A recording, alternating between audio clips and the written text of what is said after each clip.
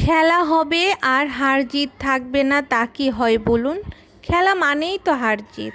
গতবারের চ্যাম্পিয়ন আর এবারের runners up, কম তো কথা নয়। তারপরও আমাদের মতো যারা অন্ধভক্ত আছে মেসির, তারা তো আশা করতেই পারে যে এবার ওয়ার্ল্ড কাপ নিব। তো যাই হোক, বলতে বলতে তো খেলা শেষই হয়ে গেল। কিন্তু আমার আজকের এই ভিডিওটি ছিল আরও গত 1 মাস আগের। এখন না কেন জানি না আমার ভিডিও এডিট করতে ইচ্ছা করে না, বা আপনাদের সাথে শেয়ারও করতে ইচ্ছা করে না।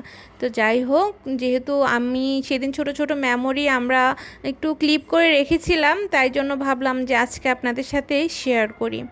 তো আমার মামাম কিন্তু এবার নিউ সাপোর্টার আর্জেন্টিনার। যদিও 2022-এ আমার মামাম অনেকটাই ছোট ছিল, সে তো তখন খেলাই বুঝতো না। তো তার বাবার ইচ্ছাতেই 2022-এ ওকে ব্রাজিলের জার্সি পরিয়েছিল। কিন্তু এখন যেহেতু আমার মামাম একটু বড় হয়েছে, বুঝতে শিখেছে, স্কুলে যায়, তো সে এবার কিন্তু মেসি ফ্যান হয়ে গিয়েছে। তো সে নিজের ইচ্ছাতেই আর্জেন্টিনা বেছে নিয়েছে। তো মামামের ইচ্ছাতেই ওর জন্য হচ্ছে আর্জেন্টিনার জার্সি আনা হয়েছিল।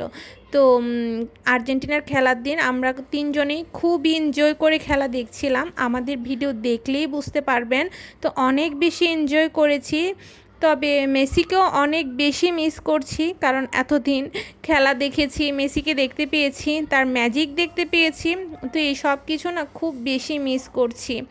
তো যাই হোক, মেসি যদি আবারও ফিরে আসে, আমার থেকে খুশি মনে হয় না আর কেউ হবে।